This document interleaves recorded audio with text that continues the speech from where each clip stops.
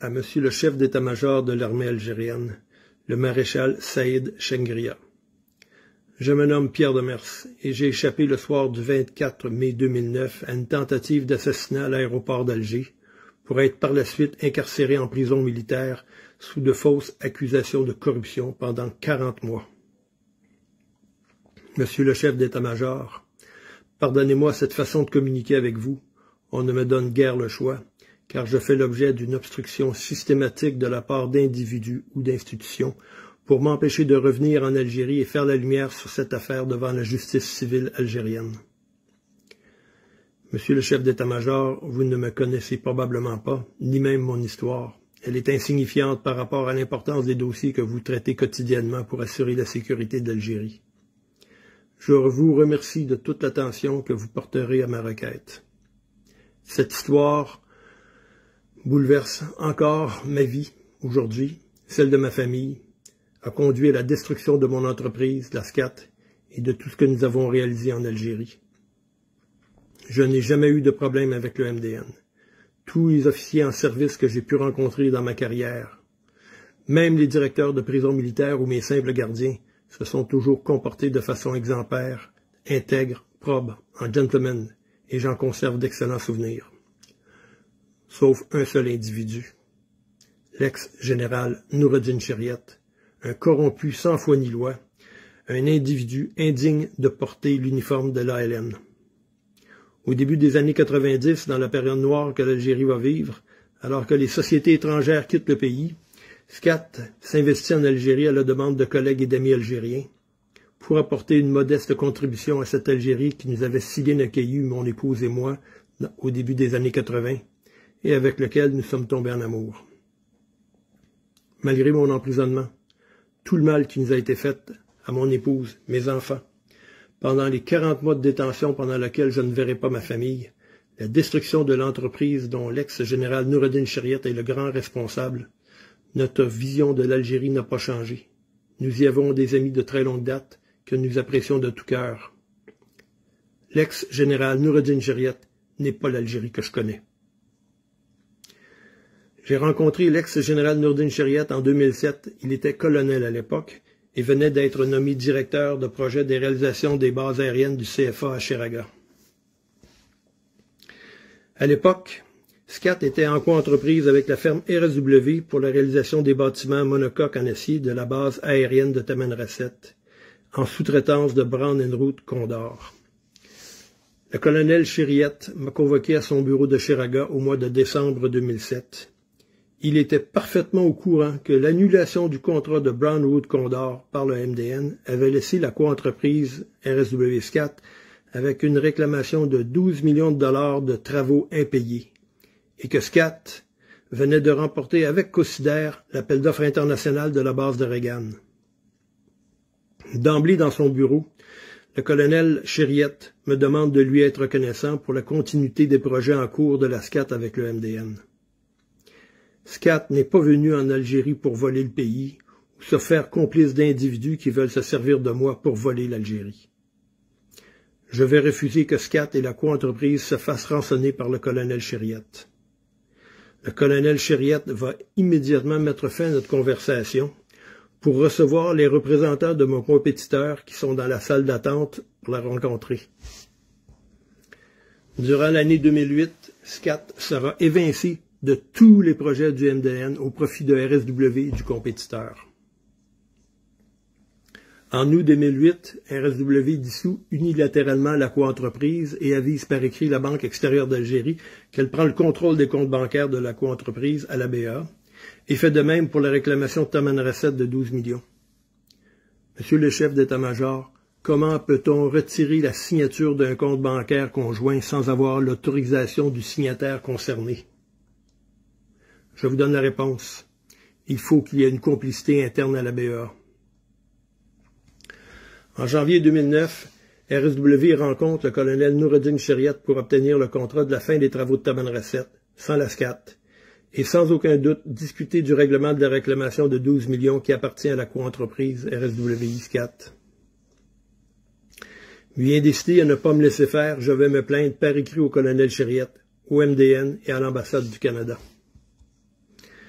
Il n'est pas difficile de comprendre que je suis, avec la SCAT, un obstacle majeur entre le colonel Chériette et RSW pour le règlement de la réclamation de Tamanrasset. Et il n'y a pas beaucoup de solutions à ce problème. Empêcher Pierre Demers et la SCAT de participer à la négociation de la réclamation en le mettant hors course. Et pourquoi pas, encore mieux, le faire disparaître. C'est d'ailleurs la question que l'avocat de RSW me posera à Montréal dans le cadre d'une rencontre concernant la réclamation de Tamanrasset, et cela 2 jours avant mon retour en Algérie. Monsieur Demers, si vous deviez disparaître, est-ce que votre entreprise vous survivrait? Il y a eu complot entre le colonel Noureddine Chériette et RSW pour me faire disparaître à mon arrivée en Algérie le dimanche 24 mai 2009. Ce soir-là, 2 agents de l'ADRS vont m'arrêter avant mon passage à la douane. Ils me fouillent, me retirent mes documents de voyage, mon passeport et mon téléphone cellulaire. Je suis conduit sur la piste de l'aérogare et je me fais menotter dans une petite camionnette banalisée qui attend sur la piste. Lorsque les 2 agents de l'ADRS s'éloignent pour faire un appel téléphonique, sans doute pour rendre compte de mon arrestation à leur supérieur, j'en profite pour saisir mon second téléphone cellulaire qui a échappé à la fouille. Et j'appelle l'ambassade du Canada, ma secrétaire qui m'attend dans l'aérogare, des amis, pour les informer que je suis menotté dans une camionnette sur la piste de l'aérogare et que je n'ai pas franchi la douane à mon arrivée. Lorsque les 2 agents terminent leur conversation et reviennent à la camionnette, ils vont s'apercevoir que je suis en train de faire un appel téléphonique. Ils sont furieux. Je vais me faire arracher le téléphone des mains et ils me demanderont qui j'ai contacté et vérifieront les numéros composés. Ils feront un second appel, sans doute pour rendre compte de cette nouvelle situation à leur supérieur. Sans vouloir faire d'ironie, monsieur le chef d'état-major, j'aurais de la difficulté à croire la personne qui me dirait que mon arrestation s'est faite dans les règles de l'art. Je suis conduit par la suite à un centre d'interrogatoire et une trentaine d'heures plus tard à la prison militaire de Blida. On m'interdira de communiquer avec qui que ce soit, autre qu'avec un avocat et en présence d'un militaire. Je serai éventuellement condamné à 6 ans de détention pour corruption, pour des tractations financières faites à mon insu par RSW. La preuve de ces transactions de corruption par RSW, la justice militaire les avait entre les mains depuis le début mai 2009. Et moi, je vais la trouver dans le dossier de l'instruction qui me sera remis par erreur en février 2011, quelques jours avant mon procès en appel. Malgré ce document qui démontre les agissements financiers de RSW, on me condamnera à nouveau à 6 ans de prison. Une fois Scott hors circuit et Pierre Demers en prison, les négociations de la réclamation de Tamanrasset vont donc pouvoir débuter. Nous avons la documentation pour savoir que le montant de cette réclamation est d'environ 7,5 millions de dollars, que RSW a tenté à 3 reprises de se servir du contrat qu'elle a avec le MDN pour la fin des travaux de Tamanrasset pour détourner l'argent appartenant à la co-entreprise, et ce, avant que AECOM achète RSW en septembre 2010. C'est finalement AECOM qui encaissera l'argent de la réclamation au nom de la co-entreprise. Aujourd'hui encore, RSW AECOM nie avoir reçu le paiement de la réclamation.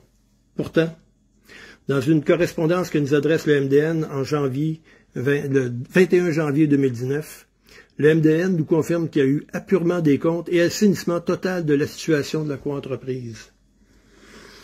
Je serai libéré le matin du 29 août 2012 par une grâce présidentielle par le feu président Abdelaziz Bouteflika, que Dieu ait son âme.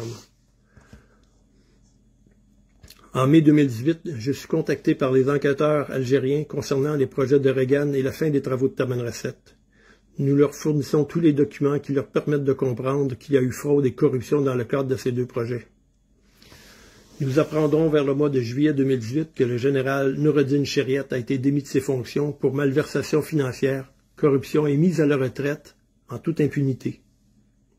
Je ne crois pas, monsieur le chef d'état-major, que ce soit le message que l'institution militaire veut projeter aux nouvelles générations qui croient réellement à la possibilité d'une nouvelle Algérie et dont la justice serait indépendante du pouvoir. J'obtiens un visa pour revenir en Algérie en septembre 2018. pour me faire arrêter de nouveau par la police des frontières aussitôt arrivé. Dans le système Serpal de la police des frontières, il y a un avis de recherche pour corruption me concernant depuis 2013, soit 1 an après ma libération, émis par nul autre que le général Noureddin Chériet. Il faut croire que le général Noureddin Chériet devait redouter mon retour en Algérie.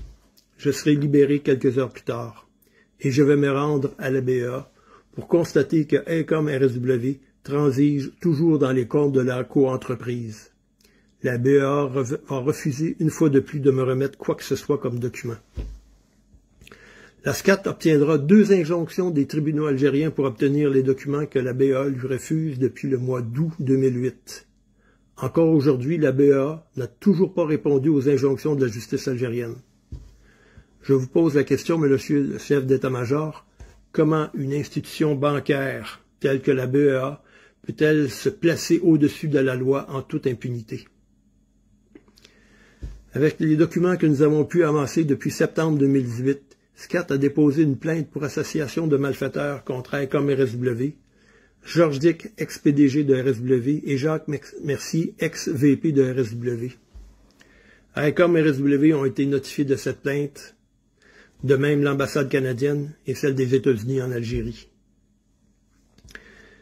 Depuis mon séjour en septembre 2018, on me refuse systématiquement mes demandes de visa pour revenir en Algérie.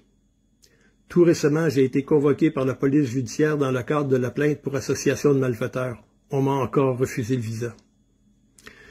Monsieur le chef d'état-major, je sollicite très respectueusement votre aide et intervention afin de mettre fin aux agissements des individus œuvrant dans l'ombre, des personnes peut-être encore en poste ou ayant des influences nécessaires, des complices probables de l'ex-général Chériet. Il y a des individus, des institutions et des sociétés étrangères qui n'ont aucun intérêt à ce que la lumière se fasse sur la tentative d'assassinat auquel j'ai échappé en mai 2009, ainsi que les fausses accusations de corruption qui ont été portées contre moi pour me faire incarcérer.